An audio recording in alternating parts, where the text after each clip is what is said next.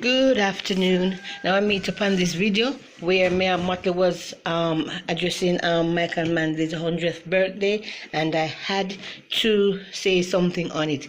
I love that woman. I love that woman so much. And listening to her, it just brings some, I don't know, there's something about her. So at the end of this, I'm going to put the video out so you people can watch it. Like, share, and subscribe, everybody. Thank you.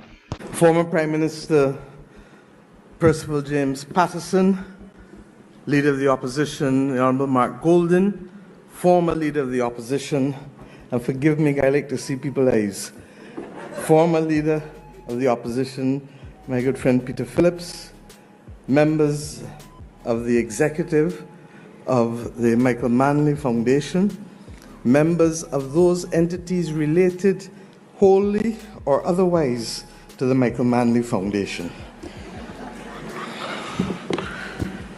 And they asked me what I wanted to speak about today. And I thought, and I thought, and I thought. And I decided that there was only one thing which I could speak about. Yes. The word is love.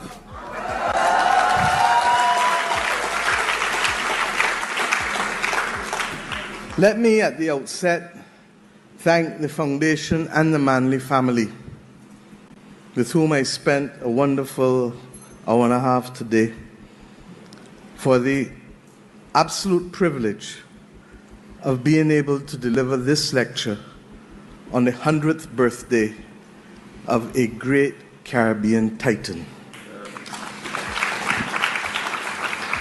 And I do so conscious that 5 years ago, in 2020, I had the same privilege of doing that for Errol Walton Barrow, who, in spite of belonging to a different political party from the one that I lead, was among those great Caribbean, and in my case, Barbadian builders, father of independence, along with persons like Grantley Adams and Norman Washington Manley, and Tom Adams, who helped lay the foundation in our own case for a modern economy, and of course Owen Arthur, who continued to lecture us week by week in Cabinet about the benefits and the legacy of Michael Manley for 14 years.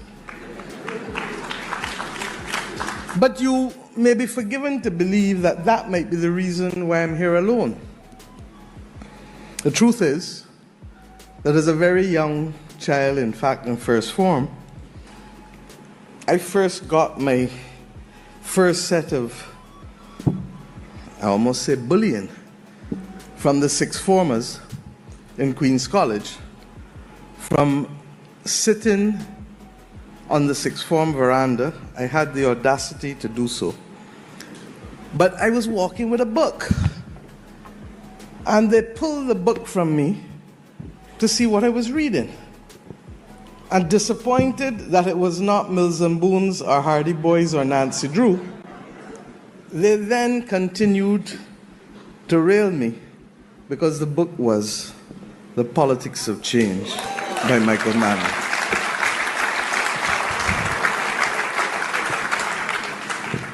I did not touch it again as a whole book until last Thursday and reread it. And throughout this afternoon, we'll continue to reflect and better understand as an adult how much of what I came to represent and believe in was effectively shaped in those very early years in understanding the writings and the beliefs of Michael Manley. But there is one other story that I will share before getting into the meat of the occasion. Because in one's life, you remember when you have to wear a cast, especially when you have to wear it for 6 weeks. And in my life, I have worn a cast only once, on my left leg, knee down to ankle. And one morning, when I was about 16 or so, Errol Barrow called and said, "Tell your mother and your father don't cook tonight. I'm bringing Michael and I'm coming. And I said, sure. And I said, but by the way, let it be early because for the first time we're launching jazz at the Waterfront Cafe. And it is my first foray in managing the band down there with Arturo, who you now know as Arturo Tappan, and Nicholas Branca of Grammy fame. So I would like both of you to come. And he said yes. During the course of the evening, Michael put his drink behind him, and the dog was making for it. And I felt I had a duty to defend the honor of the house and not let the dog drink from his glass. Little did I know that coral stone with moss on it can be very slippery, and my ankle went right under. But I was so intent, one, on securing the band being able to play again at the Waterfront, and equally, to be able to say that two former prime ministers would have enjoyed what I'm sure they would have enjoyed had they gone to see it, that I insisted on ignoring the pain and going to carry Michael Manley and Errol Barra to hear jazz. The next morning, the foot was twice as big. And the lesson really is that I paid a huge, huge price for wanting to be able to share in the aura of two great Caribbean men on that night.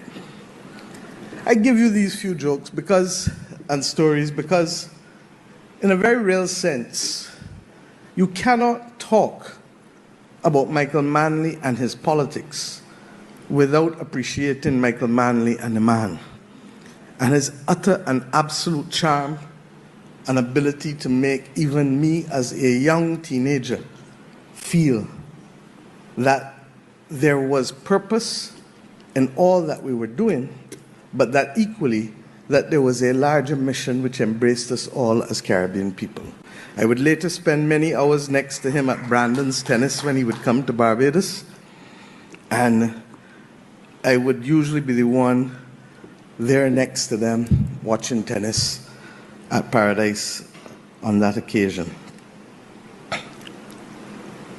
I am honored because when, and I hope that many of you who have not read it will still read it, pick up this seminal work, with the exception of maybe one chapter, the contents of this book remain as relevant today as they were when the book was written almost 50 years ago.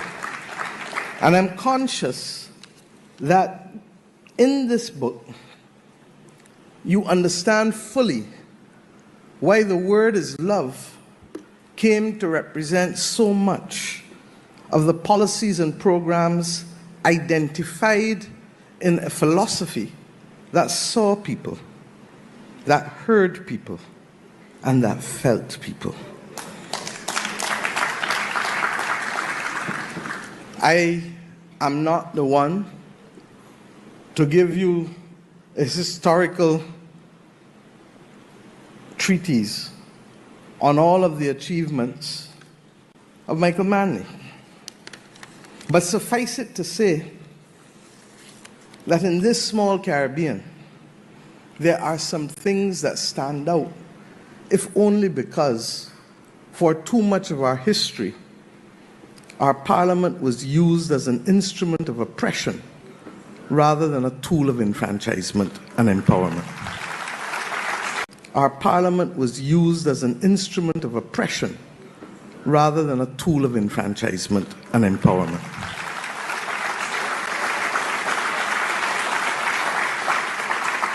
That we have not even yet reached 100 years of being able to be firm craftsmen of our fate speaks volumes. But that we have, in this short period of time, been able to reverse aspects of our legislation that literally choked us and denied us the dignity of agency and the dignity of our humanity, is a major, major accomplishment. In our case, it cut across many leaders. In yours, it did. But some of these things stand out purely because of the majesty of the legislative transformation and the social transformation. The repealing of the Master and Servants Act, an iniquitous piece of legislation that sought to bind us in as close to bonds of slavery without slavery being legal. The establishment of a national minimum wage, something that eluded many, many countries for many, many decades before you established it here. Maternity leave with pay, which we actually did slightly before you, but Michael Manley made sure that you did it. Gender equity and pay scales. Other laws, as we heard tonight, that outlawed bastardy, as we did too, around the same time. A law that established your National Housing Trust, I'm told, that transformed the fate of so many of your citizens. But it is not simply in the announcement and the passage and the recitation of these policies that it matters. It is also in the essence of the man, believing that fundamental to the building of a society is the dignity to be accorded to each and every citizen, to see, hear, and feel each and every citizen. And we take this sometimes for granted because the world in which we live doesn't even admit of it. Countries that are large sometimes don't see or feel small countries. The reality is that it is a rare, rare virtue. And for the last 6 years, I started to reflect on how much the world looked like 100 years ago. And that in truth and in fact, we are in the throes of an inflection point, a historic movement that really, really, today, causes us to have to pause. And the danger is that we might be at risk of being distracted from the fundamental things that truly make a difference to our planet and to our people, and by extension, to our Caribbean civilization. The reality is that what we are witnessing, in my view, is really the dying of an old order without yet seeing where the new order will be located and how it will be framed. The Italian philosopher Antonio Gramsci wrote in his famous prison notebooks, and I quote, "The old world is dying, and the new world struggles to be born. Now is the time of monsters," unquote. And what are those monsters today? Is it the climate crisis? I don't refer to it as climate change because there's nothing about change in the crisis that we face. It is a season of superlatives, and it's the season of the unexpected. We see it from the droughts, to the floods, to the hurricanes, to the sargassum seaweed, to so many other things that are so unrealistic. I'm accustomed to convection rain here in Kingston, not in Bridgetown. For the last 2 years, we experienced that from August to December, almost 5 days a week. While at the same time, for the first 6 months of last year, we had less than 50% rainfall of the average 30 years that went before, in the same year. The monsters are the pandemics. And we acknowledge that with the increased heat, we are likely to see new pathogens develop, and by extension, new pandemics are likely to emerge. But even as we speak, separate from that, our abuse of antibiotics, antimicrobials, has led to an extraordinary level of antimicrobial resistance that now makes that responsible for the third highest number of deaths directly and indirectly in the world, and by 2050 it shall be responsible for the highest volume of deaths in the world, reversing a century of medical progress and making simple things like going to the dentist or going in the garden or having a baby risky things if you get an infection. We have seen environmental degradation generally, but in particular degradation of our soils. And there is the belief that it will considerably impact the already threatened food security that we have as a result of the impact of climate itself. But soil degradation in and of itself will make it worse. We are seeing the collapse of ecosystems and the collapse of and further loss of biodiversity. Things that we were accustomed to seeing are finding themselves removed from our environment. And at the same time, globally, we have 35 million people, refugees, across the world, fleeing wars, violence, persecution, and abject poverty, right here in our own region to across the world. The world itself is a dangerous place to be. The 1st of December, France had a government, as did Syria. Today, the 10th of December, both have been gone for a few days. One by law and one by force. We are at an interesting point. We hear of the movement against incumbents more than anything else. Some of it expresses itself in right-wing populism, some of it in the UK, left of center. But in both instances, it's an anti-incumbent move, largely because much of what people have had to experience in this polycrisis moment in the last 5 years has made life difficult for most and perplexing for all.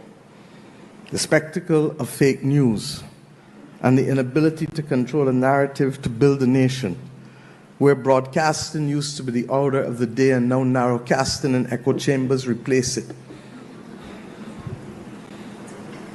We have